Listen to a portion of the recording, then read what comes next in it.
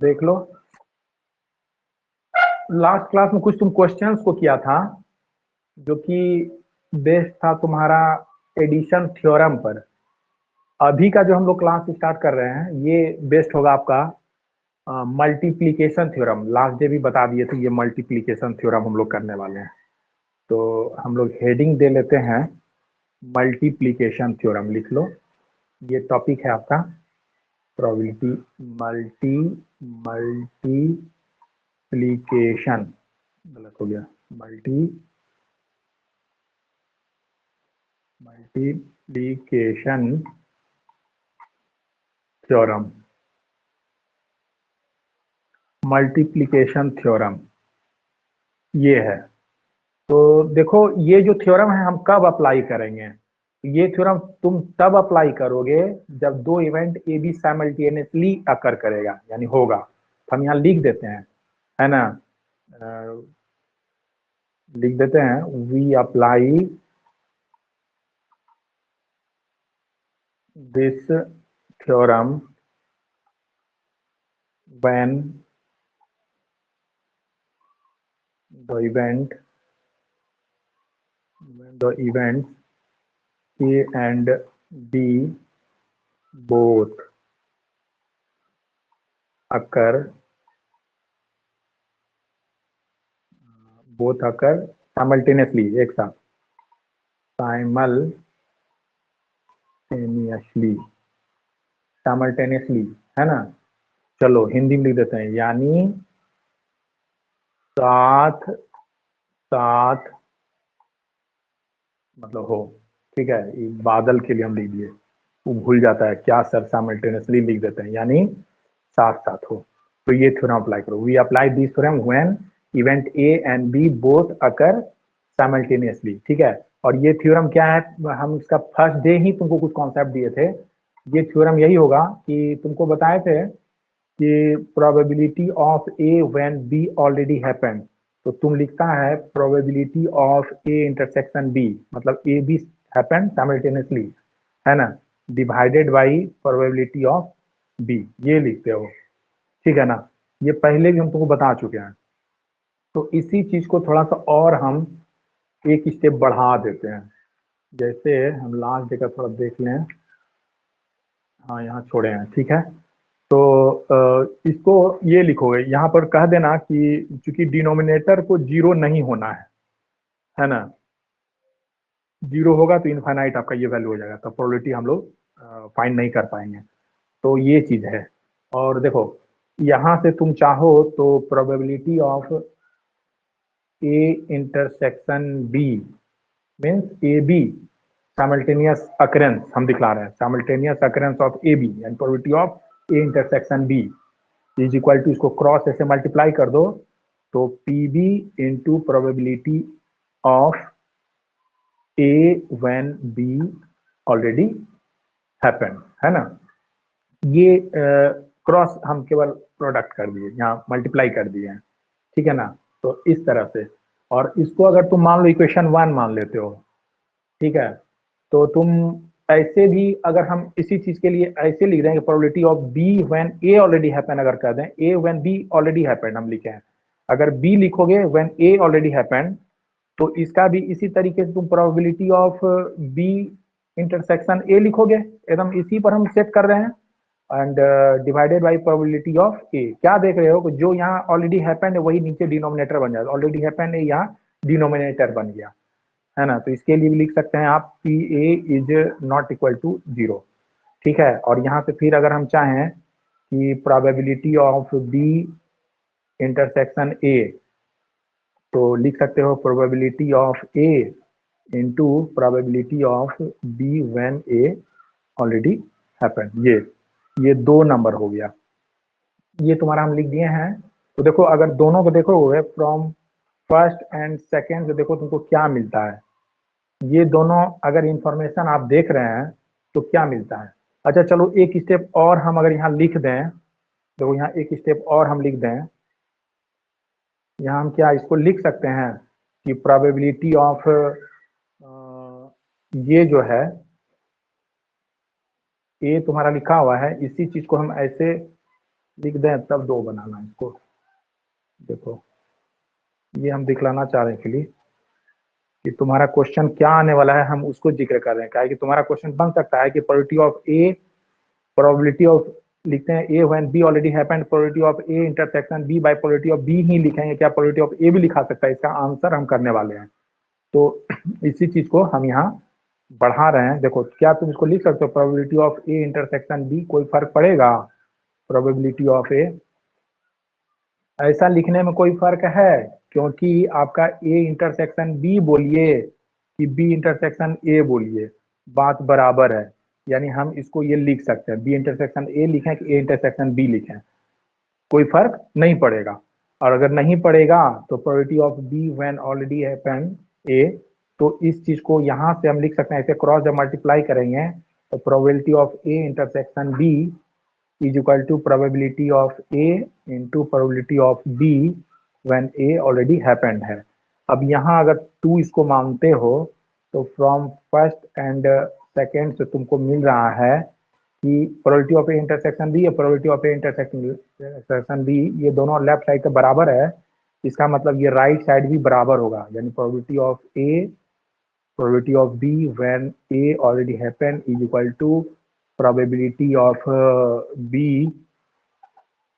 when probability of probability of B into probability of A when B already happened। मतलब दोनों में कोई फर्क नहीं है, यही ये शो कर रहा है कि दोनों में कोई फर्क नहीं है।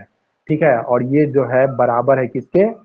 ये दोनों बराबर है इसी के, है ना, probability of A intersection B के। चलो इसको और थोड़ा सा यही लिख देते हैं, तुम्हारा रिजल्ट आएगा probability of A intersection B बराबर, है ना, फ्रॉम फर्स्ट एंड सेकेंड से हम ये रिजल्ट एस्टेब्लिश किए। तो देखो कोई फर्क नहीं पड़ता है। तो कभी कभी कंफ्यूजन होता है कि हम क्या लिखें, डिवाइडेड बाई बी लिखें, यानी कि ए व्हेन बी हैपन तो बी यहाँ लिखें, या ए लिखें, तो कोई फर्क नहीं पड़ता है, आप कुछ भी लिख सकते हैं। ठीक है, प्रोबेबिलिटी ऑफ ए तो यहाँ पे ए लिखना है, बी तो यहाँ बी लिखना है। ठीक है, दोनों का मीनिंग सेम ही होता है। तो ये चीज है। और यहाँ पे जो अभी हम पढ़ के सुनाए, तो तुम इस चीज को लिख लो, हम जो रीड बार बार कर रहे हैं लिख देते हैं हम तुमको तुम्हारे कन्वीनियंस के लिए। हियर ए इंटरसेक्शन बी जब हम बोलते हैं तो इसका मतलब हो गया ये डिनोट द साइमल्टेनियस, तुम लिख लो simultaneous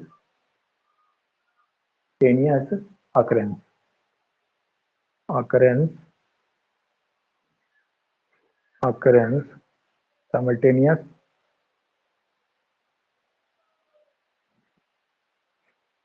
occurrence of event A and B, ये हम लिखना चाह रहे हैं। जब A इंटरसेक्शन B लिखते हो इसका मतलब हुआ साइमल्टेनियस occurrence of, है ना, A and B।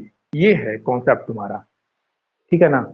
तो अभी हम जो देखे कि मल्टीप्लीकेशन थ्योरम, तो मल्टीप्लीकेशन थ्योरम हम तभी लगाएंगे जब तुमको मिल जाए कि 2 इवेंट साइमल्टेनियसली हो रहा है। ठीक है, तो इस केस में ये वाला हम लोग प्रोबेबिलिटी का कॉन्सेप्ट लगा देंगे। इसको समझने के लिए तुमको एक फार्मूला दे रहे हैं। चलो थोड़ा सा और एक क्वेश्चन और है, उसका रिजल्ट भी हम आगे कर रहे हैं। इसको तुम स्क्रीनशॉट लेते जाओ ताकि तुम्हारा नोट्स बनता चला जाए। सबको कॉपी में आपको कॉपी करना है, फिर आपको कॉपी यहाँ लाना है। जो नहीं समझ पाइएगा उसको मेरे साथ बैठ के डिस्कस कर लेना है, हर पॉइंट को नोट कर करके लाना है। ठीक है ना, सही है। मतलब इस प्रोबेबिलिटी में तुम क्या दिखला रहे हो कि मान लो सैंपल स्पेस ये तुम्हारा है ना, 2 इवेंट है तुम्हारा ए बी, इसमें जब ए इंटरसेक्शन बी दोनों साथ साथ होता है, ऐसा केस आएगा, तब आप निकालिएगा। ये कॉन्सेप्ट हम लोग लगाएंगे, ठीक है ना। ठीक है, बढ़े। हाँ सर। तो देखो अभी इसी को हम बढ़ा रहे हैं, ए इंटरसेक्शन बी है तो इंटरसेक्शन सी इंटरसेक्शन डी भी करके हम किस तरह से बढ़ा सकते हैं इस रिजल्ट को, तो उसको भी लिखना तुम सीख लो कि यहाँ 2 इवेंट के साथ साथ हो सकता 3 इवेंट साथ साथ हो रहा हो, तो उस केस में क्या करोगे। तो इसी में स्पेशल ये पार्ट को बढ़ा लो।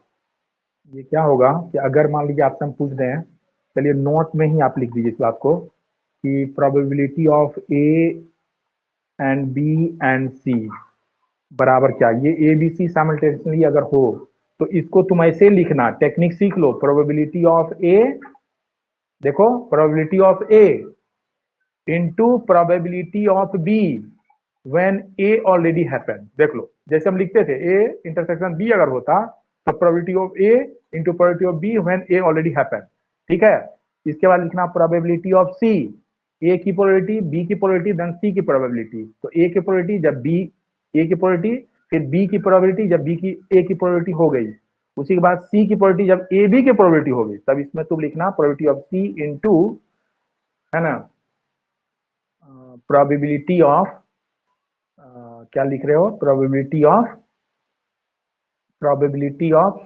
लिख रहे हैं, क्या लीजिए, प्रोबेबिलिटी ऑफ ए जब हो गया तो probability of B when A already happen, तो प्रोबेबिलिटी ऑफ सी, है ना, probability of C when A and B already happen. ये देखो रिजल्ट चलेगा, ऐसे लिखना आपको, ये जब भी लिखाएगा इसी ऑर्डर, मान लीजिए डी भी होता तो probability of A into probability of B when A already happen, probability of C when A B happen, probability of D when A B C happen. इस तरह से तुमको यहाँ दिखलाना है, यही ऑर्डर चलेगा जब, है ना, दो या दो से ज्यादा इवेंट एक साथ हो रहा है। तो चलो इस चीज को समझने के लिए हम लोग क्वेश्चन बढ़ाते हैं। क्वेश्चन है तुम्हारा फर्स्ट कि a bag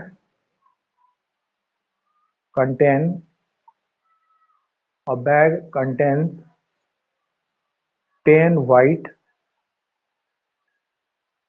and 15 black balls।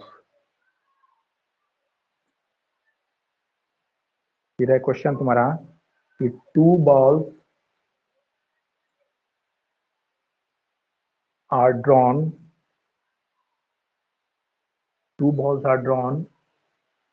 one by one without replacement।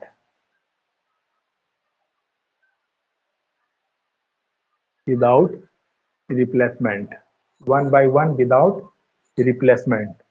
तो आपको फाइंड करना है, फाइंड कह रहे हैं find the probability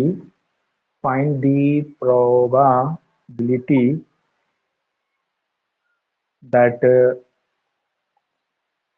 the first ball is white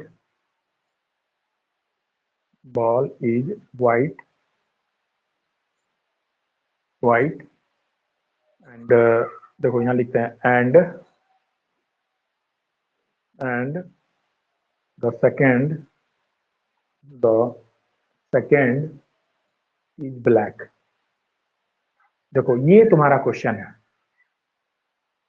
कह रहे हैं कि a bag contains 10 white 15 black balls, 2 balls are drawn one by one without replacement। मतलब एक एक करके, एक बैग में, ये तुम्हारा बैग है और इस बैग में 10 व्हाइट और 15 ब्लैक बॉल है। तुम इसमें हाथ डालते हो और एक बॉल तुम निकाल लेते हो, फिर उसको अलग रख देते हो, फिर इसमें डालते नहीं हो, विदाउट रिप्लेसमेंट है। अगर रिप्लेसमेंट होता तब हम इसमें डाल देते, लेकिन यहाँ विदाउट रिप्लेसमेंट मीन्स आपने एक बॉल निकाला उसको अलग कर दिया, फिर दूसरा बॉल निकाला फिर अलग कर दिया, तीसरा निकाला अलग किया। तो वो कह रहा है कि अभी जो कह रहा है कि ये 10 व्हाइट है और 15 ब्लैक बॉल है, तो 2 balls are drawn one by one, एक एक करके 2 बॉल तुम निकाल लेते हो, ठीक है। तो कह रहा है कि find the probability that first ball is white, पहला जो आप निकाले वो व्हाइट हो, फिर वो यहाँ एंड का कॉन्सेप्ट है, एंड सेकेंड इज ब्लैक, और दूसरा वाला ब्लैक निकले। ये कॉन्सेप्ट तुमको दिखलाना है कि first ball is white second is black, ये दिखलाना। यानी इस चीज को अगर तुम्हारा जो मेथड बताए थे लिखने का अगर लिख देते हो तो प्रोबेबिलिटी ऑफ लिख देते हैं first ball is white, first is white और फिर है एंड सेकेंड इज ब्लैक, ये तुमको फाइंड करना है। और अगर फर्स्ट व्हाइट आने के चांस को तुम बोलते हो, इवेंट को ए बोलते हो, और सेकंड ब्लैक आने की इवेंट को आप बी कहते हैं और एंड के लिए इंटरसेक्शन होता है, तो आपको यानी probability of A intersection B ही फाइंड करना है। ये आपको फाइंड करना है, यही इसको हम लिख दिए। तो अब हमारा वो जो कॉन्सेप्ट मिला है प्रोबेबिलिटी का, मल्टीप्लीकेशन थ्योरम, वो इजिली लिख कर देंगे, है ना। तो तुम इस चीज को कहीं नोट भी कर लो, कभी कभी दिक्कत कर सकता है, बाद में भूल जाओगे। विदाउट रिप्लेसमेंट जब भी बोले, है ना, तो विदाउट रिप्लेसमेंट का मीन्स क्या हुआ, तो जब भी हम बोलेंगे तो आप बोलिएगा कि जब एक बॉल बैग से निकाल लिया गया है तो उसको पुनः उस बैग में नहीं डाला जाता है, ठीक है। अब शेष में से आप निकाल रहे हैं दूसरे बॉल को, ठीक है, दूसरा निकल गया, तीसरा निकाल रहे हो, तो फिर जो बच गया रिमेनिंग में से निकाल रहे हो। तो विदाउट रिप्लेसमेंट का मतलब यही होता है। तो यहाँ तुमको ये चीज फाइंड करना है, यानी तुम्हारे पास रिजल्ट है probability of A intersection B के लिए। अभी तुम्हारा ये आ चुका है probability of A intersection B का एक कॉन्सेप्ट आपको दे चुके हैं कि probability of A into probability of B when A already occurred, है ना। ये आपको मिल चुका है रिजल्ट। जब ये रिजल्ट निकल गया तो हम इसकी प्रोबेबिलिटी, सिमिलरली इसकी प्रोबेबिलिटी अलग अलग निकाल के यहाँ पुट कर देंगे, आंसर मेरा आ जाएगा, ठीक है। तो सबसे पहले तो तुम ये बताओ कि प्रोबेबिलिटी ऑफ ए क्या होगा, है ना। मान लो ये चीज को निकालना है, इसको इक्वेशन 1 मान लिए। तो सबसे पहले ये बताओ प्रोबेबिलिटी ऑफ ए क्या माने हो, यहाँ लिखे नहीं, तुम लोग जगह बचाने के लिए हम लिख रहे हैं, तुम एग्जाम लिख देना कि let A be the event of drawing first ball white, ठीक है, and B be the event of drawing second ball black. तो तुम्हारा हम प्रोबेबिलिटी ऑफ ए खोज रहे हैं कि फर्स्ट बॉल व्हाइट आने का प्रोबेबिलिटी क्या है। तो तुमको बताया था कि प्रोबेबिलिटी का मतलब होता है रिक्वायर्ड बाय टोटल, ये कॉन्सेप्ट है, तो यही हमेशा लगाना है आपको। तो प्रोबेबिलिटी देखिए रिक्वायर्ड, तो रिक्वायर्ड आपका व्हाइट क्या है, व्हाइट कितना है, तो 10 आपके पास व्हाइट है, ठीक है। तो 10 में से एक को चुन लेना है, 10C1 यानी हुआ 10 में से एक बॉल क्या, 1/1 आप निकाल रहे हैं, 1/1 एक आपने निकाला। तो मान लीजिए वो ए है यानी व्हाइट बॉल है, तो 10 में से एक आपने निकाला। टोटल में से, टोटल कितना है, टोटल आपके पास 25 बॉल है, 10 + 15। तो अब तो यहाँ 25 में से एक का सिलेक्शन, यानी ये तुम्हारा हो गया 10/25। चाहो तो ये डायरेक्ट लिख सकते हो, है ना, required number of A by sample space. तो नंबर ऑफ ए हो गया 10, बाई सैंपल स्पेस दोनों को जोड़ दो तो 25 हो गया, यानी तुम्हारा ये आ गया 2/5, ठीक है। तो ये तो हम निकाल दिए। उसी तरह प्रोबेबिलिटी आप निकाल देना आपको B when A already happened, probability of B when A already happened. अब सुनो, तुम्हारा ए हो गया, मतलब तुम ए में से एक बॉल निकाल चुके हो, तो ए के पास तो 10 बॉल था, एक आपने निकाल लिया, यानी अब ए के पास मेरे पास 9 बॉल बच गया, यानी 9 आपके पास व्हाइट बच गया, अब प्लस ब्लैक तो एज इट इज है, ब्लैक बॉल आपके पास 15 है, वो 15 बॉल ब्लैक है। अब आपके पास टोटल हो गया 9 + 15 दैट इज 24 बॉल्स हो गया, ये हो गया। तो ये तुम्हारा क्या हो जाएगा, प्रोबेबिलिटी ऑफ बी। तो बी का मतलब क्या हो गया कि 15 ब्लैक में से एक को चुनाओ, रिक्वायर्ड, तो ब्लैक चुन रहे हो, बी क्या है, second ball is black, B तुम सेकंड बॉल इज ब्लैक के लिए माने हो, तो ब्लैक एक निकालना है, तो 15 में से आप एक को चुन लो 15C1 तरीके से। उसी तरह तुमको टोटल लाना है, तो अब तो टोटल तुम्हारे पास ये 24 है, तो 24 में से एक का सिलेक्शन। तो इस तरह से, क्योंकि डायरेक्ट भी अगर लिखता तो रिक्वायर्ड यानी कि ब्लैक बॉल टोटल 15 है बाई टोटल सैंपल स्पेस, तो एक निकलने के बाद 24 है, तुम डायरेक्ट भी लिख सकते हो। तो ये हो गया। अब जब दोनों रिजल्ट आ गया तो फ्रॉम फर्स्ट इसमें रख दो कि probability of A intersection B जो तुम्हें चाहिए था वो क्या हो जाएगा, probability of A, probability of A हमारा 2/5 आया है, into probability of B when A already happened, ये आपका आया है 15/24। कैंसिल कर दो, 5 3 जा 2 12 जा, 3 से 4 बार में 1/4 इज योर आंसर। ये तरीका है तुमको क्वेश्चन सॉल्व करने का। देखो इसमें क्या हो रहा है कि दो दो काम एक साथ हो रहा है ना, इसीलिए हम यहाँ पर मल्टीप्लीकेशन थ्योरम लगाए हैं। क्लियर है, सबको क्लियर है? Yes sir. Yes sir. नीचे वाला नहीं दिख रहा है सर। कौन वाला नीचे? हाँ सर। नीचे तो आंसर लिखे हैं, हमको तो सब लग रहा है तुम्हारा आ रहा है। ठीक है, ठीक है।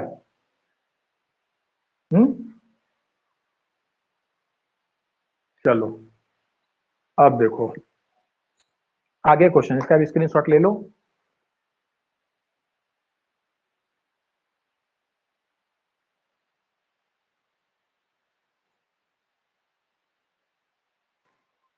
देखो क्वेश्चन है तुम्हारा क्वेश्चन नंबर 2 कि a bag contains 5 black, 7 white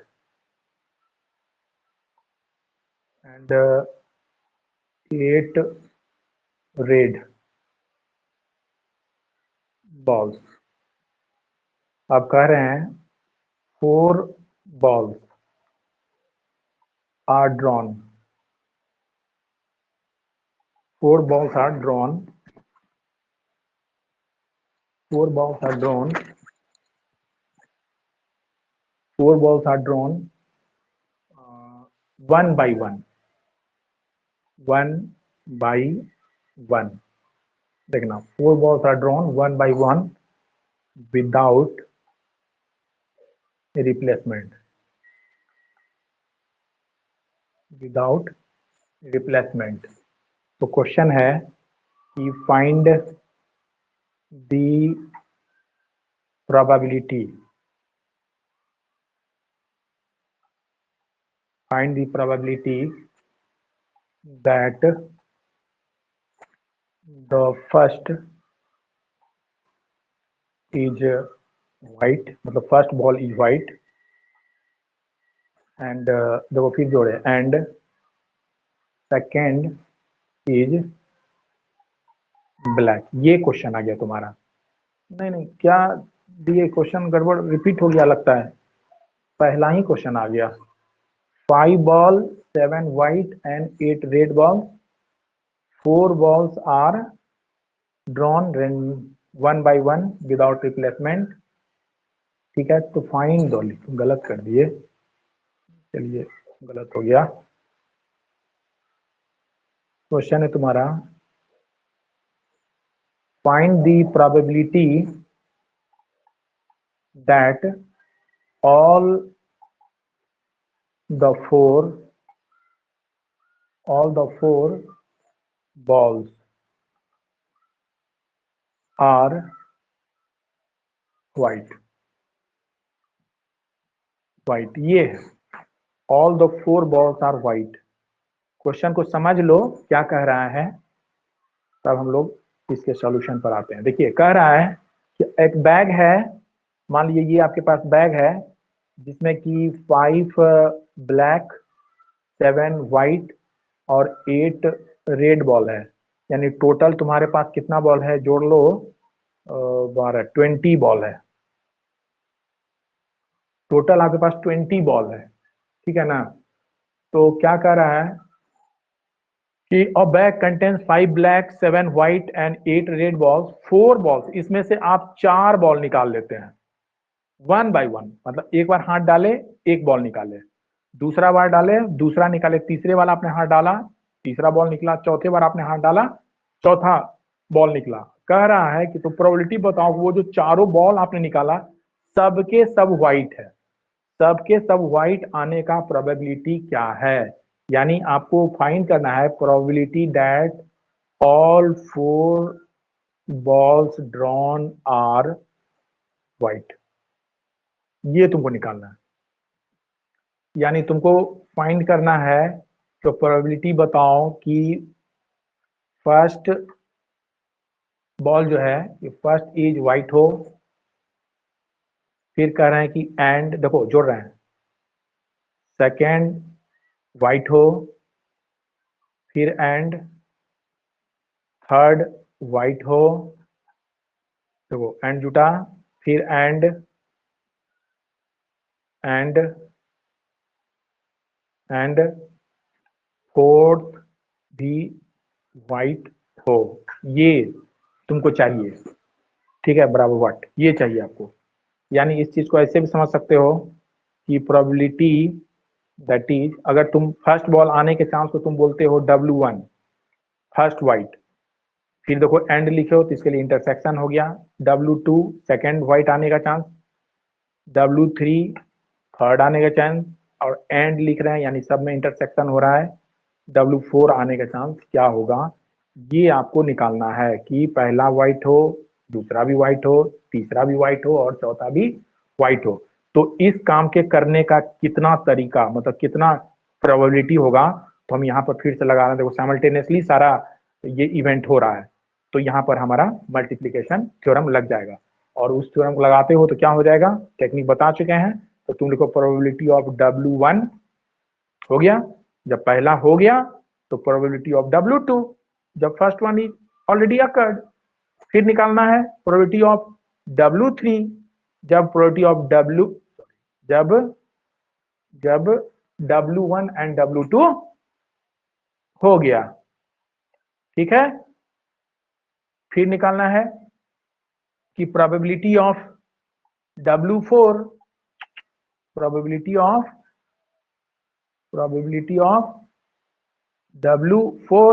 जबकि तीनों हो गया, यानी कि W1 भी हो गया, W2 भी हो गया और W3 भी हो गया, तो ये आपका हो गया। यही देखिए आपका है मल्टीप्लीकेशन थ्योरम। देख रहे हैं ना कि ये क्या लिखना है, एक सीरीज बन जाता है कि probability of W1 intersection W2 intersection W3 intersection W4, तो लिखोगे प्रोबेबिलिटी ऑफ W1 जब W1 हो गया तो W2 की प्रोबेबिलिटी, जब W1 2 हो गया तो W3 की प्रोबेबिलिटी, जब W1 W2 W3 हो गया तो W4 की प्रोबेबिलिटी। तो इसी तरह सीरीज निकलते रहता है और सबका वैल्यू तुम बारी बारी से निकाल के रख दो तो तुम्हारा काम हो जाएगा। चलो यहाँ तुम देखो, हम थोड़ा सा जगह लेकर यहाँ लिख रहे हैं। देखो प्रोबेबिलिटी ऑफ W1 मतलब पहला बॉल व्हाइट आने का चांसेस क्या है, तो तुम्हारे पास 7 व्हाइट है टोटल 20 में। ये पिक्चर देखना, यहाँ जो ये पिक्चर हम शुरू में आपको बताए हैं इसको देखना है कि 5 ब्लैक है, 7 व्हाइट है और 8 रेड बॉल है, यानी टोटल आपको 20 बॉल्स है। तो 20 बॉल में से 7 व्हाइट में से एक व्हाइट बॉल निकालने का प्रोबेबिलिटी क्या होगा, तो रिक्वायर्ड बाई टोटल, तो रिक्वायर्ड आपके पास 7 ही है, अब बाई टोटल तो टोटल आपको 20 बॉल है, सिंपल हो गया। क्लियर है ये कॉन्सेप्ट, W1 हम निकाल दिए। अब हम वो नहीं लिख रहे हैं कि 7C1 बाई 20C1, क्योंकि C1 आता है NC1 मतलब N ही आ जा रहा है ना, तो ये चीज तुम्हारा है। डायरेक्ट लिख सकते हो नंबर के केसेस में, पिछले क्वेश्चन में बताया डायरेक्ट भी हम लिख सकते हैं रिक्वायर्ड बाई टोटल। रिक्वायर्ड आपको व्हाइट 7 है, एक बॉल की प्रोबेबिलिटी निकालना है, एक जो निकालो वो व्हाइट होगा, कितना चांसेस है, तो टोटल 7 है, जो रिक्वायर्ड चाहिए यानी व्हाइट चाहिए 7 है और डिवाइडेड बाई टोटल 20 है, तो रिक्वायर्ड बाई टोटल मीन 7/20। देखो इनटू, अब निकालो W2 निकालो जब W1 हो गया। अब सुनो, चलो थोड़ा सा जगह बना लेते हैं तुमको समझाने के लिए, फिर से लिख देते हैं अपना जगह हटा के। तो पहला वाला हो गया 7/20 इनटू, देखो क्या कह रहे हो, ये W1 की प्रोबेबिलिटी हम लिख दिए, अब W2 के लिख रहे हैं जब W1 हो गया, तो W1 एक निकल चुका है, तो अब तुम्हारे पास 6 ही ना व्हाइट बचा, अब प्लस W6 व्हाइट बचा है तुम्हारे पास, 6 व्हाइट बचा, 5 आपके पास ब्लैक है और 8 आपके पास रेड है।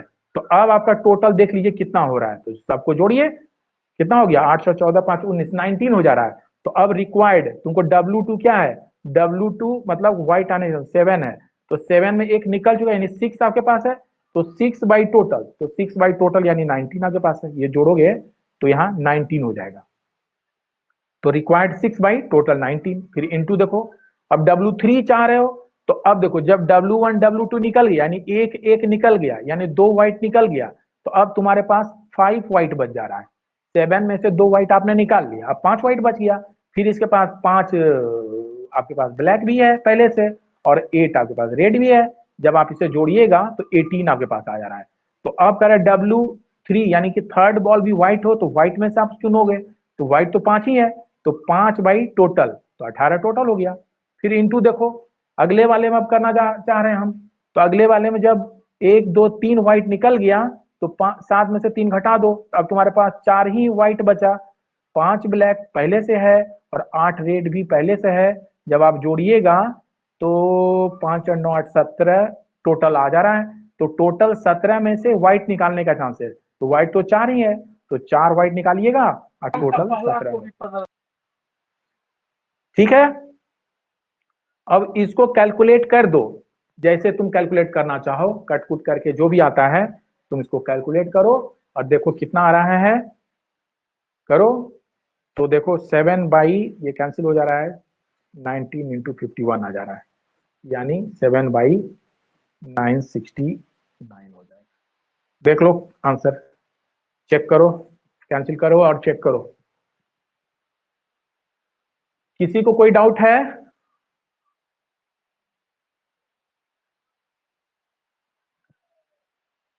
इस क्वेश्चन को करे तो किसी को कोई प्रॉब्लम अगर है तो क्वेश्चन कर सकते हो, और अगर ठीक है तो हम आगे बढ़ेंगे। रिस्पांस दो। ठीक है sir.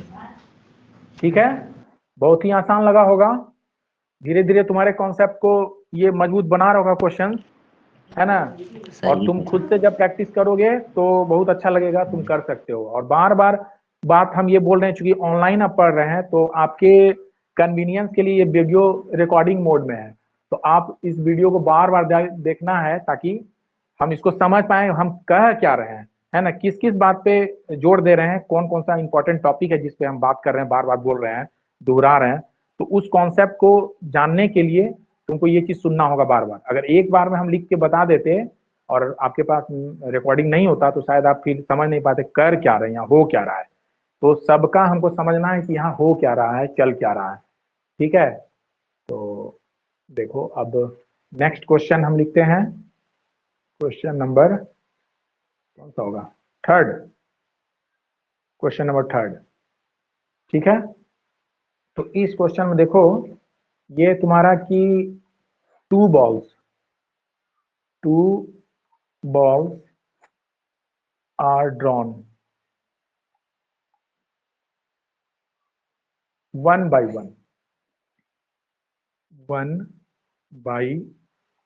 one without replacement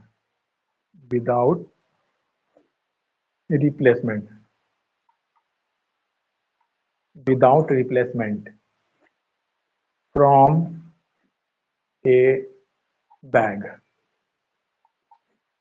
containing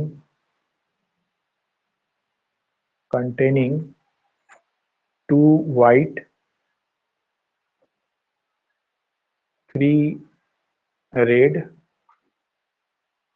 and four black balls।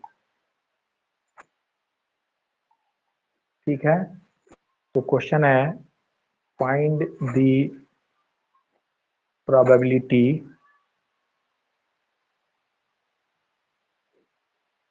that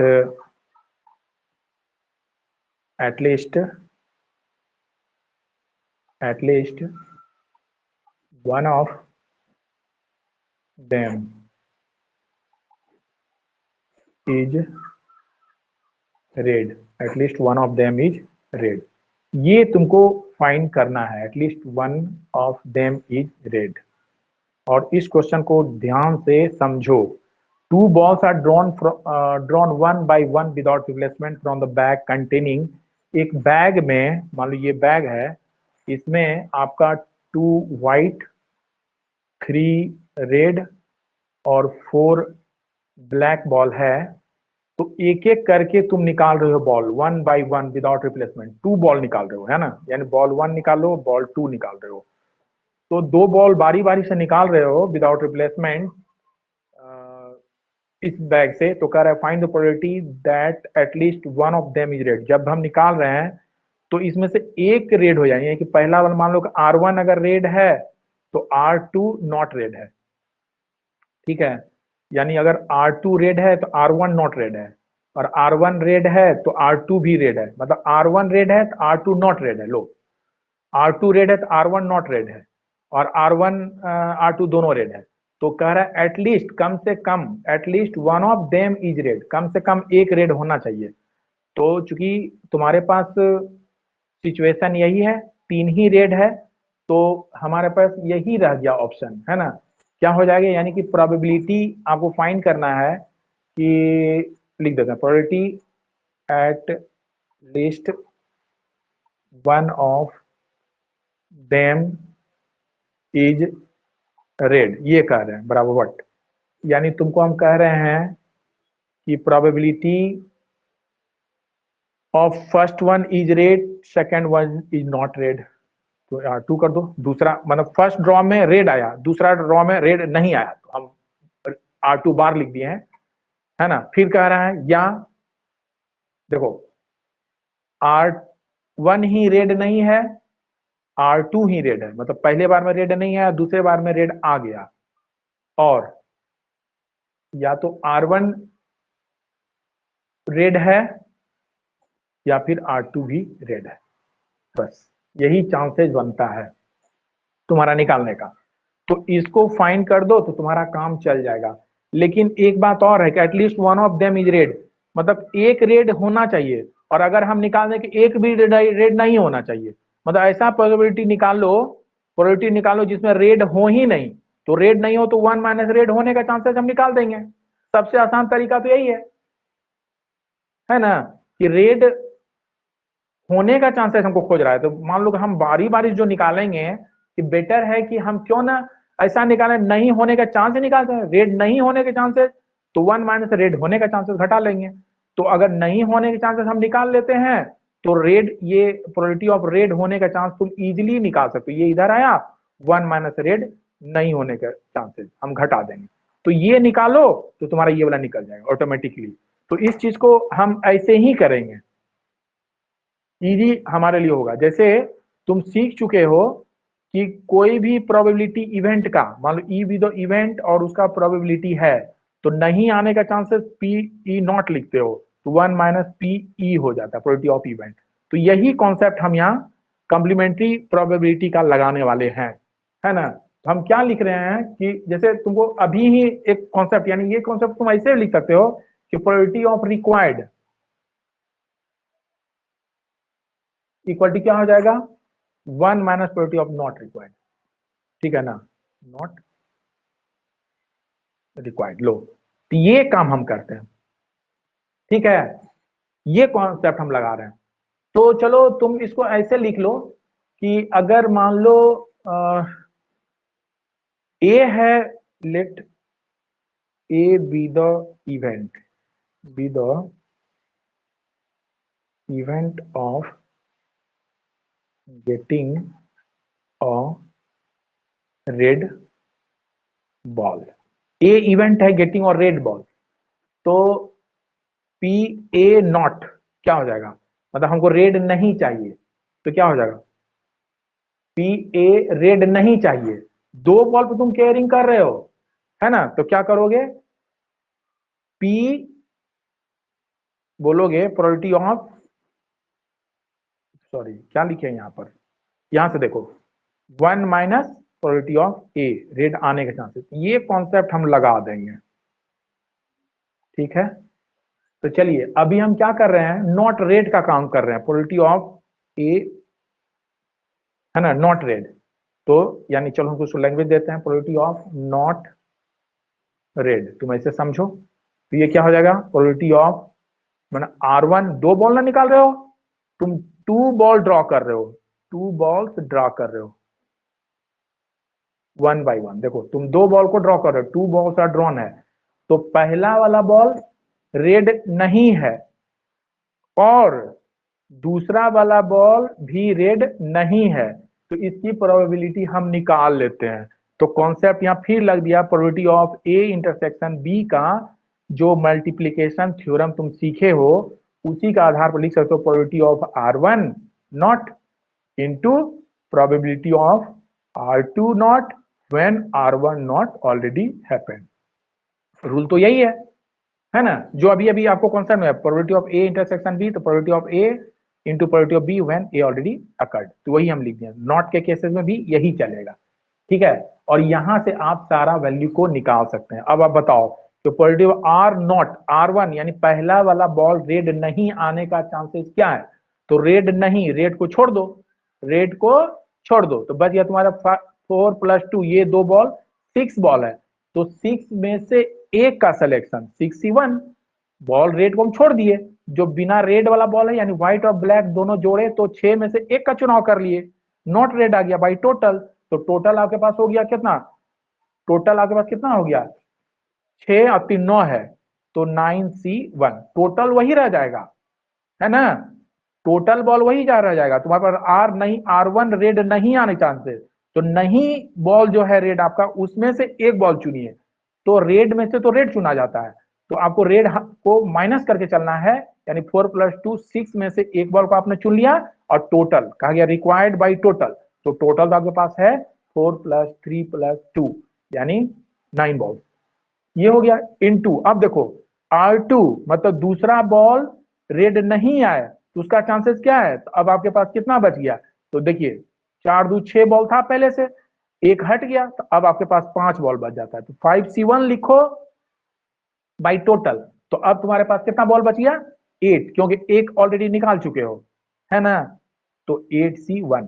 चलो यहां हम दिखला देते हैं R2 कितना बच गया, तुम्हारे पास R2 यानी दूसरा रेड नहीं होने के चांसेस, एक निकल चुका है 6 में से, तो 5 बच गया नॉट रेड, है ना, नॉट रेड, और दूसरा आपके पास टोटल पहले से है ना, कौन सा 3 रेड, तो 5 3 8 टोटल ले लिए, तो नॉट रेड में से एक लेना है तो 5C1, और टोटल में से एक लेना है तो ये, जब इसको आप सॉल्व कीजिएगा तो ये हो जाएगा 6C1 मतलब 6/9C1 मतलब 9 इंटू 5C1 मतलब 5/8C1 मतलब 8, तुम डायरेक्ट भी लिख सकते हो, ये जो हम किए थे नॉट रेड अभी हम तुमको बताए थे, प्रोबेबिलिटी ऑफ नॉट रेड, तो नॉट रेड कितना है तुम्हारे पास 6 है, तो 6 बाई टोटल कितना है 9, तो 6 बाई टोटल डायरेक्ट लिख दो।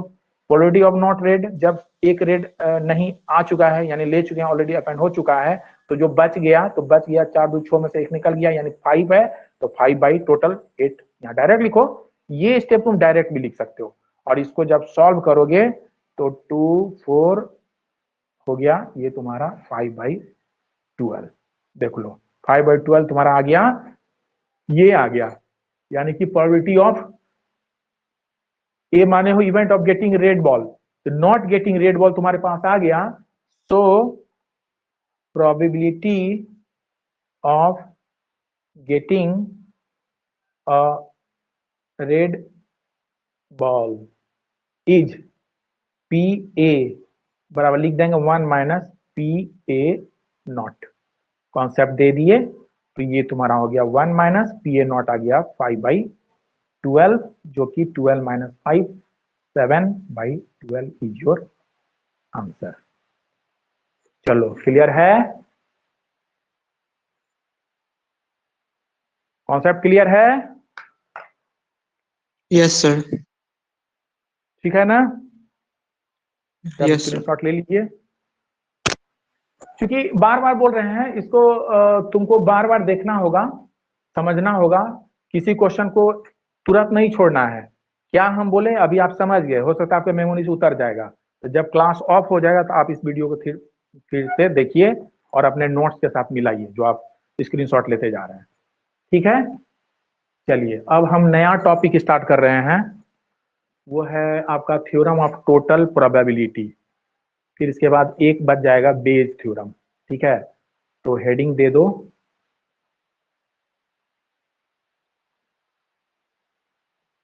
हेडिंग हो गया तुम्हारा theorem of total probability, theorem of total probability. सुनो ये क्या है एक्चुअली, कि मान लो ये तुम्हारे पास एक सैंपल स्पेस है, इसको सीख लो, ये तुम्हारे पास एक सैंपल स्पेस है एस मतलब जिसमें सारा इवेंट हो रहा है, और इवेंट अलग अलग हो रहा है, मान लो एक इवेंट तुम्हारा यहाँ E1 हो रहा है कोई, फिर मान लो यहाँ पर दूसरा इवेंट E2 हो रहा है, मान लो यहाँ पर तुम्हारा इवेंट E2 हो रहा है, यहाँ पर तुम्हारा इवेंट E3 हो रहा है, ठीक है, और मान लीजिए यहाँ इवेंट आपका E4 हो रहा है, ठीक है, E1 E2, अगर ऑर्डर में लिखना चाहो E1 E2 E3 E4, ठीक है, ऐसे इवेंट तुम्हारा हो रहा है, ठीक है ना। ये इवेंट है, अब तुम देख रहे हो कि ये तीनों इवेंट जो है तुम्हारा म्यूचुअली एक्सक्लूसिव है, मतलब इंटरसेक्शन हाई आ रहा है। देख लो, कहीं मैच नहीं, ये अपना एक कॉर्नर में, ये एक कॉर्नर में, ये एक कॉर्नर में, कोई कॉमन नहीं है। किसी भी इवेंट में कोई भी एलिमेंट कॉमन हमको नहीं दिख रहा है, कोई भी एरिया कॉमन नहीं दिख रहा है। तो यानी कि यहाँ पर आपका event E1 E2 E3 E4 जो है ये क्या है, म्यूचुअली, थोड़ा सा आप करो, एक्सक्लूसिव है। E1 E2 E3 E4 mutually exclusive event है। और कह रहे हैं कि इसमें एक इवेंट ऐसा है जो सबके साथ एसोसिएटेड है। मान लो, थोड़ा सा एसोसिएट करने के लिए थोड़ा सा ऐसे कर लेते हैं, सबके साथ एसोसिएटेड, मतलब मान लो कि ये इवेंट ए है जो सबके साथ एसोसिएटेड है। देखो ऐसे, यानी यहां पर देखो, E1 का एरिया ये ए ने ले लिया। ए एक इवेंट है जो E1 से भी एसोसिएटेड है, E2 से भी देखो इतना एसोसिएटेड है, E3 से भी एसोसिएटेड है, E4 से भी एसोसिएटेड है। मतलब ये वाला पार्ट तुमको मिल रहा है। यानी यहां से तुम E1 इंटरसेक्शन ए ले रहे हो, यहां से तुम E2 इंटरसेक्शन ए ले रहे हो, यहां से तुम E3 इंटरसेक्शन ए ले रहे हो, यहां से तुम E4 इंटरसेक्शन ए ले रहे हो। ये वाला भाग आ जा रहा है, इसमें ये वाला भाग आपका आ जा रहा है, इसमें ये वाला भाग आपका आ जा रहा है, इसमें ये वाला भाग आ जा रहा है। तो क्या देख रहे हैं कि एक इवेंट ए ऐसा है जो कि E1 E2 E3 E4 सबसे एसोसिएटेड है। तो ऐसे इवेंट का जो प्रोबेबिलिटी आप ए का निकालिएगा, तो यहां हम थ्योरम ऑफ टोटल प्रोबेबिलिटी लगाएंगे। यही है थ्योरम ऑफ टोटल प्रोबेबिलिटी। तो इस चीज को थोड़ा सा और सिंप्लीफाई हम अगर कर दें, तो तुम देखो एक चीज हम पहले लिख के दिखा रहे हैं। जैसे तुमसे मान लो अभी अभी तुमने किया है ना, वी हैव, तुम्हारे पास एक रिजल्ट है कि probability of A intersection E1 तुम अगर लोगे, probability of A intersection E1 ले रहे हो, ये ए इंटरसेक्शन E1 ले रहे हो, तो बाई प्रोबेबिलिटी ऑफ E1, जब E1 ऑलरेडी हैपेंड, तो इसको तुम क्या लिखता है, तुम लिखते हो probability of A when E1 already happened. ये कॉन्सेप्ट तुमको मिला है, probability of A when E1 happened, मतलब probability of A intersection E1 by total E1। ये तुम्हारे पास कॉन्सेप्ट पहले से है। तो यहां से तुम कह देते हो कि probability of A intersection E1 is probability of probability of probability of E1 into probability of A when E1 already happened. तो ये तुम्हारा कॉन्सेप्ट पहले से है तुम्हारे पास, और इसी कॉन्सेप्ट को यहाँ सबके लिए हम लगाएंगे। ये तो हो गया इवेंट ए के लिए हम लगाए कि इवेंट ए का इसका प्रोबेबिलिटी, कॉमन पार्ट का प्रोबेबिलिटी बाई टोटल, इवेंट के लिए प्रोबेबिलिटी है ना, रिक्वायर्ड बाई टोटल। तो क्या आ जा रहा है, probability of A when E1 है ना ऑलरेडी एग्जिस्ट, तो ऐसे लिखे हो। उसी तरह प्रोबेबिलिटी ऑफ ए हम निकालेंगे जब E2 ऑलरेडी एग्जिस्ट करेगा, तो उस केस में क्या लिखिएगा, probability of A metre E2 लिख दीजिएगा, E2 इंटू ए E2 हो जाएगा। उसी तरह प्रोबेबिलिटी ऑफ E3 हम लिखना चाहेंगे, probability of A when E3 already occurred, तो उसमें लिख देना है probability of A intersection E3, probability of E3 into probability of A into probability of A when E3 already happened, है ना। इसी तरह E4 का प्रोबेबिलिटी लिखना चाहेंगे जब यहाँ पर, तो probability of A intersection E4, ये जब लिखना चाहोगे, है ना, तो उस केस में क्या करोगे, प्रोबेबिलिटी ऑफ E4, फिर प्रोबेबिलिटी ऑफ E4 जब हो गया तो प्रोबेबिलिटी ऑफ ए का प्रोबेबिलिटी। तो ये तुमको कॉन्सेप्ट सबको जोड़ दो तो वो तुमको टोटल प्रोबेबिलिटी आ जाता है। ठीक है, तो चलिए इस चीज को चूंकि आपके दिमाग में नहीं रहेगा तो इसको हम लिख देते हैं। लिख दीजिए, consider the event E1 E2 E3, तो यहाँ E4 तक हम लिखे हैं तुम्हारे लिए, चूंकि ये इंडलेस है ना, En हम लिख देते हैं, are an mutually exclusive event, मतलब इसका इंटरसेक्शन हमको 5 मिल जाता है। ठीक है, इन सैंपल स्पेस S। ठीक है, ये हम लिख दिए। अब क्या लिख रहे हैं, and A be any event, A be any event which is associated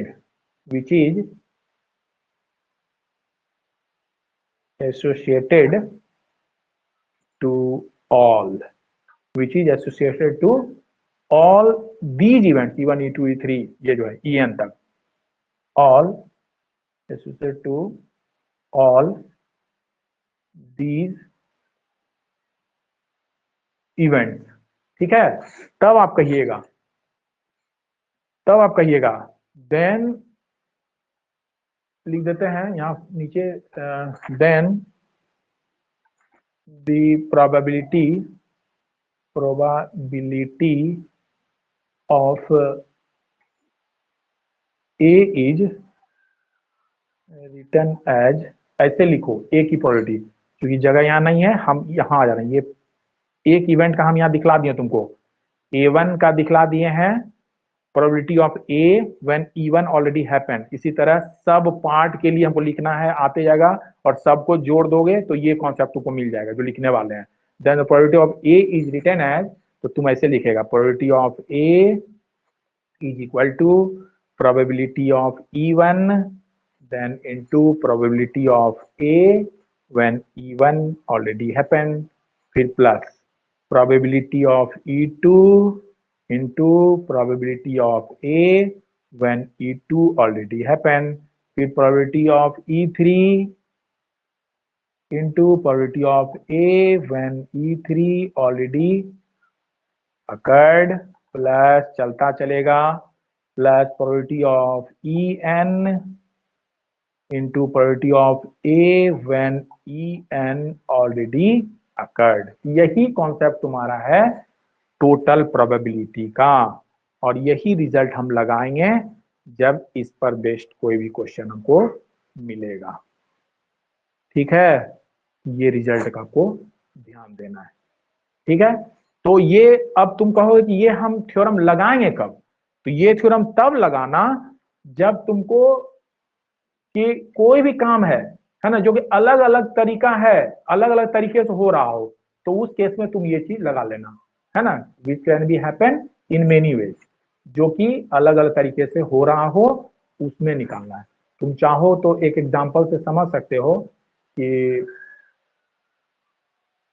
कहने का मतलब ये है कि तुम ऐसे समझ सकते हो, एक एग्जांपल तुमको ऐसे दे दे रहे हैं समझने के लिए कि मान लो कि तुम्हारे पास एग्जांपल समझा रहा है, तुम्हारे पास एग्जांपल है कि आपके सैंपल स्पेस में एस में दो इवेंट E1 और E2 एसोसिएटेड है, किससे, इस ए से।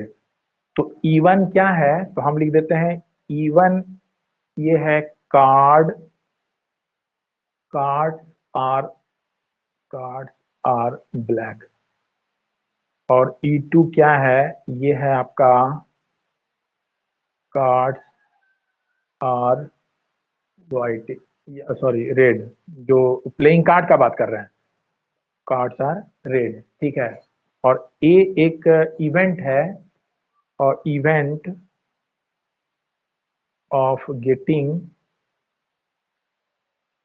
A king. सुनो, अब तुम बताओ, किंग तो चारों सूट में होता है ना, स्पेड में भी एक किंग होता है, क्लब में भी एक किंग होता है, हार्ट में भी एक किंग होता है, और डायमंड में भी एक किंग होता है। इस तरह से सब में एक एक किंग है। और तुमको ये भी पता है कि स्पेड और क्लब का जो कलर होता है वो ब्लैक होता है, और डायमंड और हार्ट का जो कलर होता है वो रेड होता है। यानी आपके पास दो ब्लैक सूट के लिए और दो रेड सूट के लिए दो रेड आपके पास किंग है। तो कह रहा है कि देखिए E1 E2 मतलब ये ब्लैक कार्ड, मान लो कि तुम्हारे पास 26 कार्ड होगा ना ब्लैक, और 26 तुम्हारे पास रेड होगा, तो ये 26 में से किंग है एसोसिएटेड कर रहे हैं, तो event of getting of king. तो किंग तुम्हारा रेड से भी आ सकता है एक, और ब्लैक से भी एक आ सकता है। तो यही हो गया कि ये जो ए है ये दोनों इवेंट से एसोसिएटेड है, तो ऐसे केसेस में हम लोग थ्योरम ऑफ टोटल प्रोबेबिलिटी लगाएंगे। ठीक है, सर नीचे का नहीं दिख रहा है, थोड़ा कर कौन बोला ये, लिख दो ए नीचे वाला इज द से इवेंट ऑफ E2 के बाद।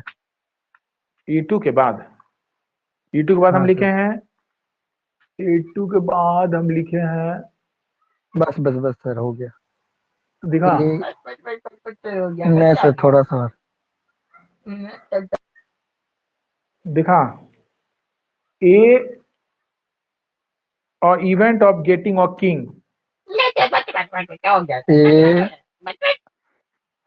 इवेंट ऑफ, और event of getting of king.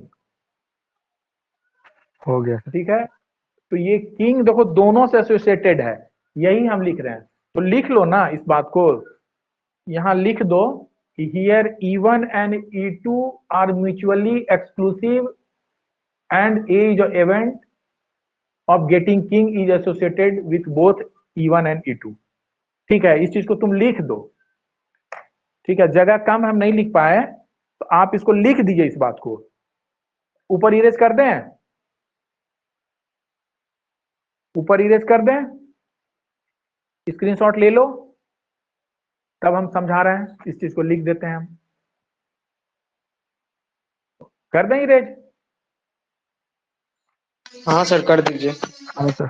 चलो देखो, इस चीज को हम ऐसे समझा रहे हैं, ये जो लिखे हो तुम बात को, यहां पर ये जो फिगर है, इस फिगर के लिए हम बात लिख रहे हैं कि here E1 and E2 are mutually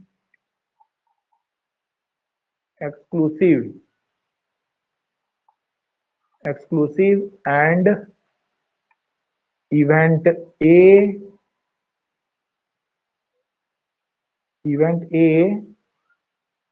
of getting a king is associated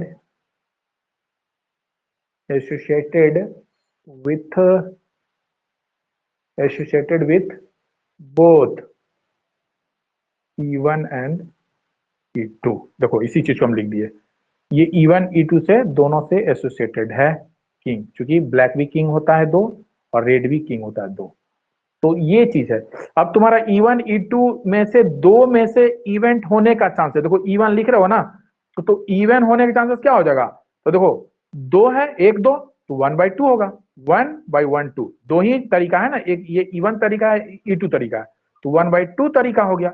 और 1/2 तरीका में A1 खोज रहे हो, मतलब एक ये जो किंग आने का चांस है, तो तुम्हारा ये मान लो तुम्हारा ब्लैक वाला है, ये तुम्हारा रेड वाला है, तो ब्लैक में भी तो तुम्हारे पास किंग तो दो ही ना मिलेगा भाई टोटल 26 में, फिर इसी तरह जोड़ोगे, देखो E2 लाने के चांसेस, मतलब event E2, probability of E2 आने का चांसेस क्या होगा, तो E2 by total E1 plus E2, मतलब एक दो, दो तरीका है, E1 E2 E3 ये सब तरीका है, E1 एक तरीका है, E2 दूसरा तरीका है, तो तरीका चुनने का तरीका कितना है, तो देखो दो तरीका है, तो एक चुनने का 1/2, ये एक चुनने का 1/2, ये 1/2 इंटू इस E2 तरीके में से दो किंग चुनोगे, टोटल कितना 26 में से, तो जो आंसर आएगा वही तुम्हारा आंसर आ गया, मतलब ये तरीका मेरा यहां पर काम करेगा।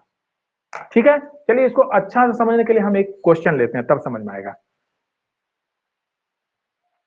देखो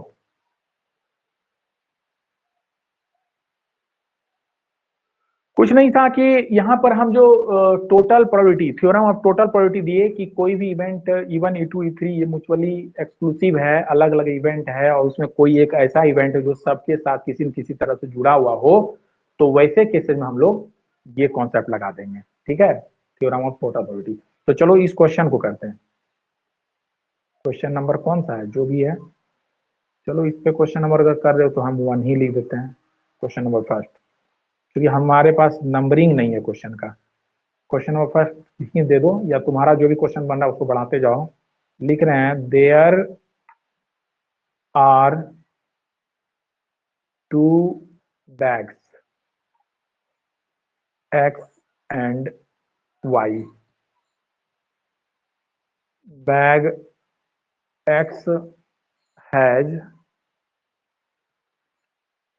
2 black and 3 white balls। फिर लिखते हैं bag y has 3 black and 2 white balls। A ball is drawn at random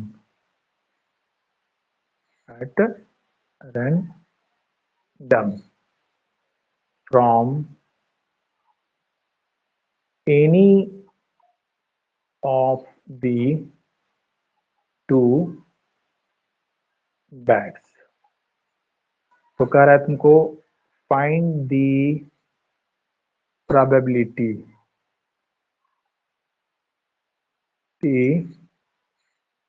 that the ball drawn is black। ये क्वेश्चन हो गया।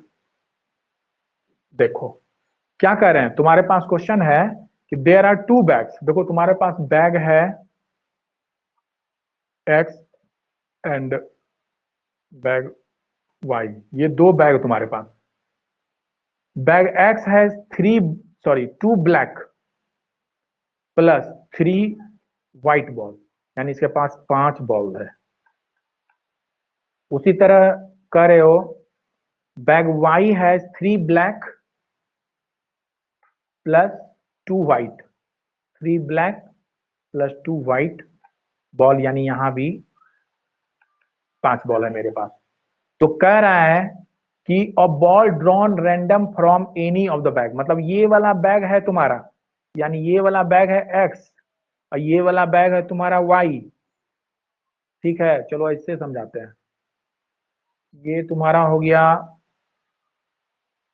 ये तुम्हारा हो गया मान लो कि सैंपल लिस्ट, और इसमें 2 इवेंट हम बता देते हैं। ये इवेंट E1 है, ये इवेंट E2 है। ठीक है, और यहाँ पर एक इवेंट है जो कि सबसे रिलेटेड है, वो A है। A is the event associated with both. और यहाँ पे तुमको क्या मिल रहा है, ये बॉल तुम्हारा X बैग का है, यहाँ से लिख देते हैं।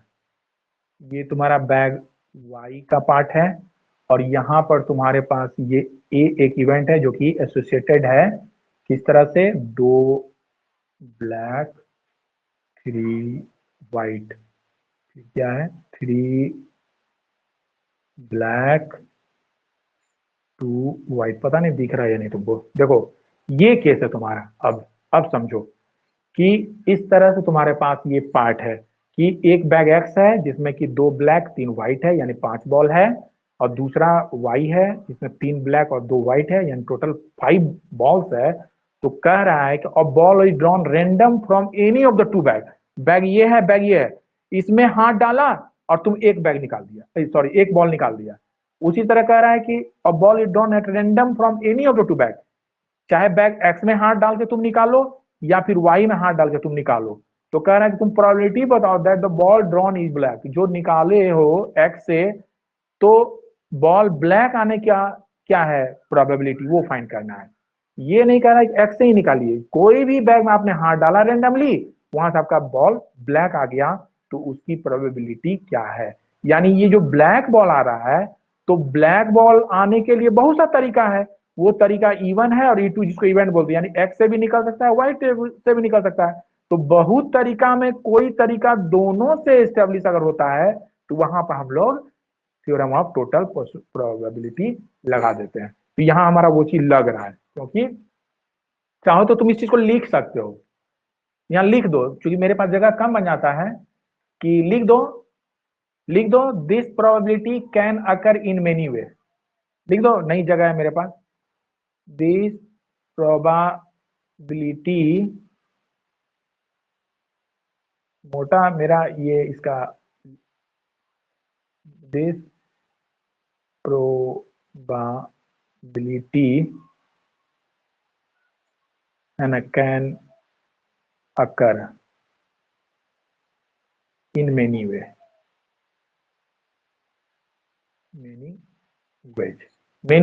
है ना। ठीक है, और कोई भी इवेंट अगर बहुत तरीके से होता है तो वहां हम लोग टोटल प्रोबेबिलिटी लगा देते हैं।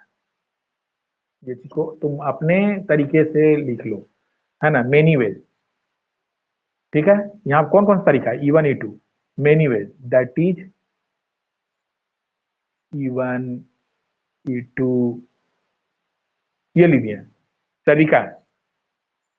और इसमें तुमको चाहिए एक ब्लैक, तो यहां से ब्लैक निकल जाएगा और यहां से ब्लैक निकल जाएगा, तो कह रहा उसकी प्रोबेबिलिटी क्या है, ये चीज आपको लिखना है। ठीक है,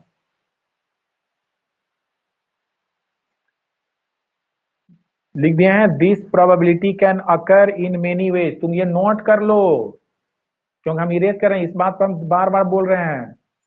ठीक है, तुम लिख लो, हम फिर यहाँ इरेज कर देते हैं। लिख लो मेनी वेज, मेनी वेज, चलो इस थोड़ा और इसको एलिब्रेट कर देते हैं। This probability can occur in many ways, लिख दो, and the event which can occur, which can occur many way, है ना। मान लो कि says that event be A, कोई इवेंट है A, and the many ways be E1 and E2, है ना। then we apply the theorem of total probability। ठीक है, ये चीज हम तुमको लिख दिए, तुम इस चीज को नोट कर लो, और हम अब क्वेश्चन बनाने पा रहे हैं। ठीक है, कॉपी कर लो, इसको स्क्रीनशॉट ले लो। ये मेरा क्वेश्चन का पार्ट नहीं है, ये तुमको एक बताए तरीका कि ये थ्योरम कब लगाओगे। तो यहाँ लिख दिए कि ये जो प्रोबेबिलिटी है, किसी भी तरीके से हम यहाँ से भी बी निकाल सकते हैं ब्लैक, यहाँ से भी ब्लैक बॉल निकाल सकते हैं। तो जब दोनों में से कहीं से भी कोई काम कर सकते हैं, मतलब बहुत से रास्ता में से तुम बाहर निकल सकते हो, तो वैसे, है ना, चांसेस के लिए जो प्रोबेबिलिटी हम निकालते हैं, वहां पर हम लोग total theorem of probability use कर लेंगे। इसका आप स्क्रीनशॉट ले लीजिए। क्लियर है अनीश, कुछ बोल नहीं रहे हो? हाँ सर, हो गया नोट। हाँ, इसको नोट कर लो, क्योंकि ये मेरे क्वेश्चन का पार्ट नहीं है। देखो,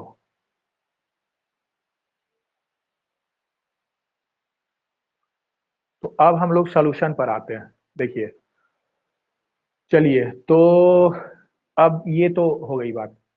यहां देखो, हियर क्या है कि हम लिख देते हैं इवेंट ए, लिख दो तुम,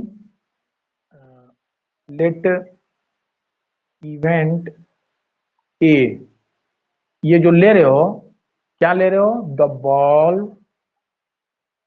ड्रॉन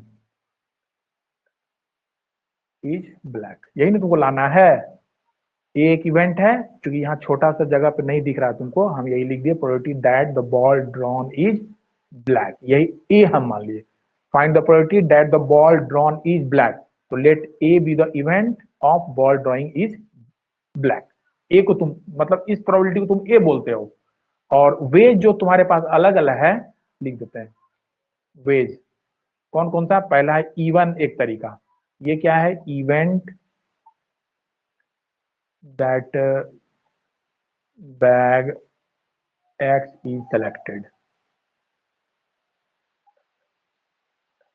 ठीक है, एंड E2 को तुम बोल रहे हो event that bag Y is selected. तो अब तुम बताओ कि प्रोबेबिलिटी ऑफ E1 क्या होगा, प्रोबेबिलिटी ऑफ E2 क्या होगा, बताइए। प्रोबेबिलिटी ऑफ E1 क्या होगा, तो आपके पास E1 E2 दो तरीका है, तो E1 चुनने का तरीका, तो एक तरीका E1 है, टोटल तरीका आपका 2 है, तो 1/2 हो गया। मतलब एक बैग चुनना है दो में से, तो 1/2 हो गया। उसी तरह E2 भी दो में से ही है, दूसरा बैग है, तो 1/2। ये चीज क्लियर है। Probability of E1 and E2 हम कैसे निकाले, आगे पास दो तरीका है, E1 एंड E2। तो E1 लाने का तरीका, तो एक तरीका E1 बाई दोनों तरीका, मतलब 1/2। दो ही बैग आपके पास टोटल, तो एक बैग बाई टोटल मतलब दो बैग।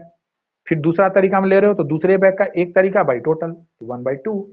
ठीक है। और यहां से प्रोबेबिलिटी ऑफ, अब तुम निकाल दो ए व्हेन E1 ऑलरेडी हैपन। ये E1 जब हो गया तो ए का चांसेस बताओ। तो ए तुम्हारे पास E1 वाले बैग में ए देखो कितना है, यानी कि ए क्या माने हो तुम, ए माने हो ब्लैक बॉल। तो देखो E1 में से ब्लैक बॉल आने का चांसेस, तो देखो E1 तुम्हारा यहाँ है, यहाँ पर दो ब्लैक बॉल है, तो दो में से एक निकालना है, क्योंकि ए बॉल ईड्रॉन आप लिखे यहाँ पर, तो दो में से एक चुनना है, तो 2C1 हो गया। अब भाई टोटल, तो टोटल आपके पास 2 + 3 5 है, तो 5 में से एक का चुनना है, यानी कि आपके पास 2/5 आ गया। उसी तरह प्रोबेबिलिटी ऑफ चलो तो कॉमा नहीं दे पा रहे हैं, probability of A when E2 occurred, जब E2 हो गया, ये E2 तुम्हारा हो गया है ना, ये जो तुम निकाल रहे हो, देन जब E2 हो गया तो A1 का चांसेस क्या है, तो E2 तो ये है तरीका तुम्हारा, देखो E2 यहाँ लिखे हुए, तो यहां पर तुम्हारे पास ब्लैक लाना है, ए मीन्स ब्लैक लाने का चांसेस, तो ब्लैक आपके पास यहाँ 3 है, तो 3 में से एक का चुनाव करो, बाई टोटल 3 + 2 यहाँ भी 5 ही है, तो 5 में से एक का चुनाव करो, यानी 3/5 आ जाएगा। ठीक है, तब आप लिखिएगा देयरफॉर द रिक्वायर्ड प्रोबेबिलिटी, है ना, P इज गिवन बाई, कैसे लिखोगे, यहां लिख देते हैं। ठीक है, यहां पर दिख रहा है नीचे का पार्ट, अगर लिखा है दिखेगा तुमको, नहीं ना, तो यहां लिखते हैं।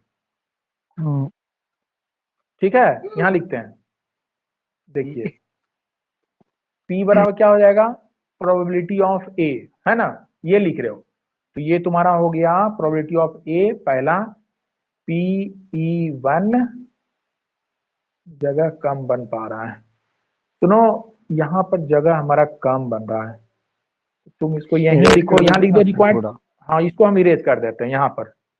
ठीक है, प्रोबेबिलिटी रिक्वायर्ड प्रोबेबिलिटी यहीं पर हम लिख देते हैं इसको।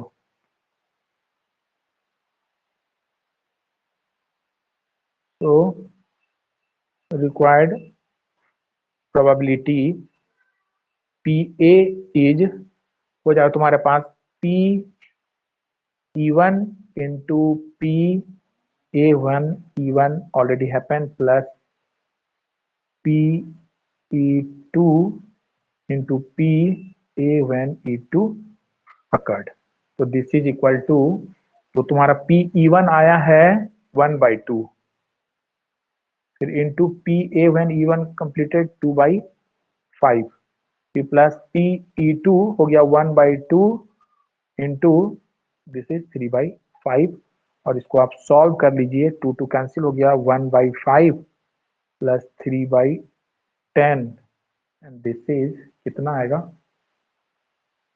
करके देख लो कितना आएगा, कितना आएगा, 2 प्लस 3/10 दैट इज 5/10, 1/2 आ रहा है। ठीक है, यही तुम्हारा आंसर हो गया 1/2, दिख रहा है 1/2 तुमको आंसर,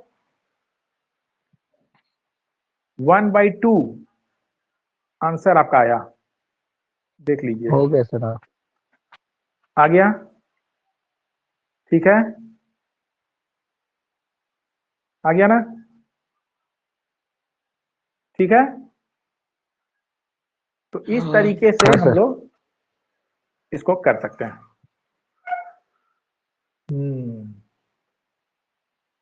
एक क्वेश्चन और बनाओ,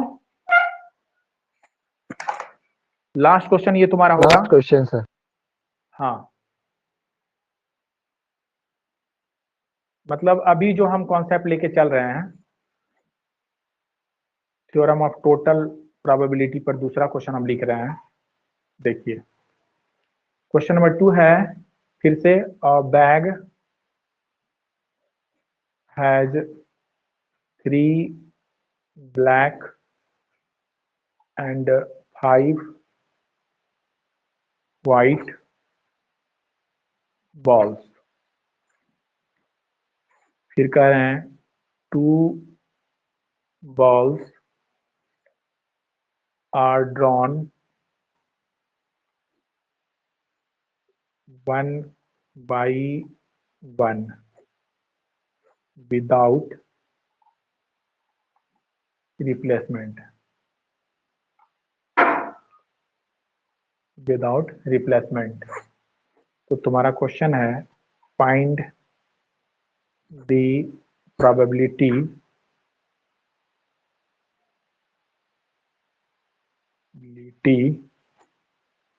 that the second ball is white। दूसरा बॉल व्हाइट होगा, ये तुमको निकालना है। देखो क्वेश्चन क्या, अ bag has 3 black and 5 white ball, मतलब 3 black plus 5 white, that is total 8 balls है इस बैग में।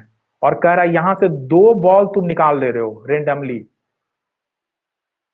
2 बॉल्स ड्रॉन,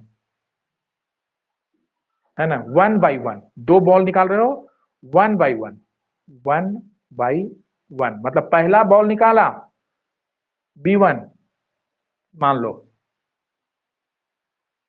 फिर दूसरा बॉल निकाला B2। तो ये जो तरीका निकाल रहे हो, तो कह रहा है कि जब भी दूसरा बॉल निकालो तो वो व्हाइट ही हो, ये कह रहा है कि a bag has 3 black and 5 white ball, 2 balls are drawn 1 by 1 without replacement, तो find the probability that second ball is white. जब भी दूसरा बॉल निकालो तो वो व्हाइट ही हो, ये तुमको निकालने के लिए बोल रहा है। ठीक है, तो ये तो हो गई बात ऐसी कि मान लो ये बैग है और इसमें तुम्हारे पास 3 ब्लैक है और 5 व्हाइट बॉल है, इसमें तुमने हाथ डाला और निकाल दिया पहला वाला, तो मान लो पहला वाला ब्लैक आ गया, दूसरा बार लगाया तो व्हाइट आ गया।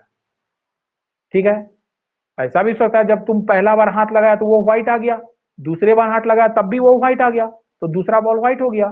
तो ये दोनों तरीका यहाँ आ रहा है, मतलब पहला बॉल ब्लैक भी हो सकता है, पहला बॉल व्हाइट हो सकता है, दूसरा बॉल चूंकि व्हाइट चाहिए तो वो व्हाइट वाला हम कंसीडर करेंगे। इसका मतलब ये जो इवेंट जो तुम्हारे पास है E1, तो पहला बॉल मान लो ब्लैक है, E2 पहला बॉल व्हाइट है, तब भी तुमको एक बॉल व्हाइट मिल रहा है, इसमें दूसरा बॉल व्हाइट मिल रहा है। तो ये केसेस है जो कि 2 तरीके से हो रहा है, यहाँ तरीका अलग अलग हो गया, इसीलिए यहाँ पर हम भी फिर से थ्योरम ऑफ टोटल प्रोबेबिलिटी लगाएंगे। देखो तो हम यहाँ क्या करें, second ball drawn, second ball is drawn 1 by 1, sorry 2 balls are drawn 1 by 1। तो कह रहा है दूसरा बॉल जो है वो व्हाइट ही होगा, उसका प्रोबेबिलिटी क्या है। सुनो, यहाँ जो हम पहले बार जो लिखे थे एक स्टेटमेंट, जिसको दिमाग में रखने के लिए तुम अपने तरीके से यहाँ भी लिख दो, ये हम क्या बोले, बाद में तुम इसे भूल जाओगे। ठीक है ना, वो लिख दो, जो बात को अभी हमने कहा उसको आप लिख दीजिए। क्या लाना है आपको, मान लीजिए आप मान लेते हैं late A be the event, A be the event of getting second ball is white, second ball white। ठीक है, ये तुम्हारे पास है इवेंट, मान लो A be the event of getting second ball is white, दूसरा बॉल व्हाइट है, उसको तुमने A कहा, A be the event of getting second ball is white। ठीक है, तो अभी क्या हो रहा है, तुम लिख सकते हो कि पहला बॉल जब हम बताएं कि पहला बॉल ब्लैक होगा तो भी दूसरा बॉल व्हाइट मिलेगा, और पहला बॉल अगर व्हाइट होता है तो भी दूसरा बॉल तुम्हारा व्हाइट होगा, यानी कि ये कॉन्सेप्ट है।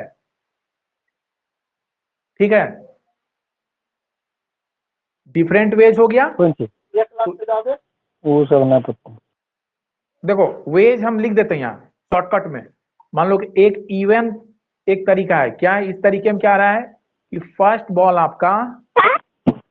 बॉल इज ब्लैक आ रहा है, ठीक है। और दूसरा E2 एक तरीका है जिसमें कि आपका फर्स्ट बॉल इज व्हाइट आ रहा है।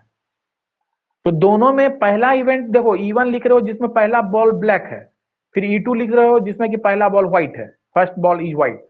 तो दूसरा बॉल दोनों ही केसेस में मेरा व्हाइट आ सकता है, तो उसी चीज को लिख रहे हैं। अब तुम ही बताओ कि प्रोबेबिलिटी ऑफ E1 क्या होगा। प्रोबेबिलिटी ऑफ E1 क्या होगा? E1 क्या होगा? E1 आपका क्या है? ब्लैक बॉल आने का। ब्लैक आपके पास कितना है? ब्लैक टोटल कितना है आपका? ब्लैक तुम्हारे पास टोटल ब्लैक कितना है? 3 है, ठीक है। और व्हाइट कितना है? तुम्हारे पास 5 है। तो अब तुम बताओ, ये चीज हम कह रहे हैं कि E1 प्रोबेबिलिटी ऑफ E1 क्या होगा? तो रिक्वायर्ड E1 क्या चाहिए आपको? ब्लैक बॉल चाहिए। तो ब्लैक कितना है? 3 है। बाई टोटल कितना होगा? 5 और 3 मिलकर 8 होता है, तो टोटल 8। तो PE1 हो गया 3/8, है ना, ठीक है। एंड P, सुनो, PA निकालो जब E1 तुम्हारा हो गया, यानी तुमको सेकेंड बॉल, ए क्या है? Second ball is white. तो दूसरा बॉल व्हाइट हो जबकि पहला बॉल हमारा निकल चुका है, वो क्या निकला है? ब्लैक। तब क्या होगा ये चीज तुमको निकालना है। अब तुम ही बताओ कि ए तो तुम्हारा है event of getting white, white आपके पास 5 है, अब प्लस E1 एक निकल चुका है, ये E1 क्या है? ये ब्लैक था, है ना। 5 ब्लैक था आपके पास, कितना? 3 ब्लैक, 3 ब्लैक था आपके पास। तो 3 बाई टोटल आपने क्या? अब 3 तो एक निकल चुका है, तब तो आपके पास 2 ही ब्लैक ना बच गया। एक तो यहां तुम निकाल चुके हो, प्रोबेबिलिटी ऑफ E1 एक हो चुका है। अब तुम्हारे पास एक और बच जा रहा है घट के, है ना, यानी कि 3 - 1 दैट इज 2 ब्लैक बॉल मिला है तुम्हारे पास। और इसमें से तुमको दूसरा बॉल व्हाइट आना है जबकि पहला व्हाइट, सॉरी पहला ब्लैक निकल चुका है। तो अब तो तुम्हारे पास 5 हो गया और टोटल कितना हो गया? ये 7। 5 + 2 7। तो तुम इस तरह से निकालोगे ये चीज। ये चीज समझ रहे हो या नहीं, ये बताओ पहले कि अभी हम क्या कहे, तुम्हारे पास दो तरीका। तो सबसे पहले तरीका का कितना प्रोबेबिलिटी है, तरीका फाइंड करने का कितने प्रोबेबिलिटीज हैं। तो प्रोबेबिलिटी ऑफ E1 फाइंड करने का हो गया तुम्हारे पास, E1 फाइंड करने का प्रोबेबिलिटी क्या है? तो E1 क्या है? ब्लैक बॉल, ब्लैक तुम्हारे पास 3 है, तो 3 बाई टोटल 5 3 8।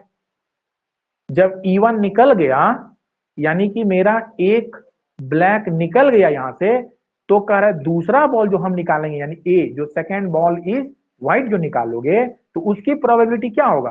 तो व्हाइट बॉल तो मेरे पास 5 है और एक निकल चुका है, इसमें से क्या लिखे हो? विदाउट रिप्लेसमेंट 1 बाई 1 एक निकल गया, फिर उसको रख नहीं रहे हैं। यानी अब एक निकल गया ब्लैक, तब मेरे पास 2 ब्लैक ही उस बैग में है। तो उस 2 ब्लैक और 5 व्हाइट में से तुम्हारा व्हाइट आने का चांसेस क्या होगा सेकेंड बार में? तो 5 बाई टोटल यानी 5/7, ये हो गया। उसी तरह PE2 क्या होगा? अब तुम E2 बताओ। PE2, तो E2 क्या है? फर्स्ट बॉल इज व्हाइट, तो पहला बॉल व्हाइट हो, E2 जो केस है पहला बॉल व्हाइट हो, तो व्हाइट आपके पास 5 है, अब भाई टोटल कितना है? 8 है, तो 5/8 आ गया, ठीक है। अब बताइए प्रोबेबिलिटी ऑफ ए क्या आएगा, यानी सेकेंड बॉल व्हाइट होने का चांसेस कब होगा? क्या होगा? जब E2 यानी तुम निकल चुका है, यानी पहला वाला व्हाइट एक निकल चुका है। तो एक व्हाइट जब निकल गया, ये व्हाइट था आपका, यानी कि 5 व्हाइट में से आपने किया 5/8, तो एक व्हाइट निकल गया, अब आपके पास 4 व्हाइट बच गया, प्लस ब्लैक तो जो है वो है ही, है ना, 3 ब्लैक। तो अब तुम्हारे पास 4/4 + 3 7, 4/3 सॉरी 7 आ जा रहा है, ठीक है ना। ये तरीका होगा। अब लिख दो रिक्वायर्ड प्रोबेबिलिटी, जो तुमको अभी कॉन्सेप्ट रिक्वायर्ड प्रोबेबिलिटी, यानी PA इज इक्वल टू हो जाएगा PE1 PA1 E1 already happened plus PE2 when PAE2 occurred. तो यहां जब वैल्यू रखोगे तो हो जाएगा 3/8 तुमने निकाला है E1 का वैल्यू, फिर E1 का आपने निकाला है 5/7, फिर प्लस, फिर E2 का आपने निकाला 5/8, फिर इंटू 4/7। जब इसको सॉल्व करोगे तो ये तुम्हारा आ जाएगा, कैंसिल उंसिल कर लो, 15 प्लस 20/56 बराबर 35/50, सॉरी 6 बराबर कितना होगा 5/8, आंसर तो 56 है ना। ये आंसर तुम्हारा हो गया, 5/8 इज योर आंसर। क्लियर है, बताइए। सर अब रखते हैं सर। Yes sir. ठीक है ना कॉन्सेप्ट, इसको कॉपी कर लो यस सर। और तब तुमको ठीक से समझ में आएगा। सारे को कॉपी आप कर लीजिए, दिख रहा है ना सबको आंसर। हाँ सर, नोट डाउन भी हो गया। नोट डाउन हो गया, नोट डाउन नहीं भी किया हो तो स्क्रीनशॉट ले लो, फिर अपनी कॉपी से बार बार देखना, तुमको समझ में आ जाएगा कि हमने किया क्या इसमें। ठीक है, तो इस तरह से तुम्हारा प्रोबेबिलिटीज का जो थ्योरम ऑफ टोटल प्रोबेबिलिटी था वो हम कर दिए, उस पर क्वेश्चन भी कर लिया। एक तुम्हारे पास बेस थ्योरम है, इसको हम कर देंगे और तुम्हारा यहाँ प्रोबेबिलिटी एंड हो जाएगा। ठीक है, आज के लिए इतना ही।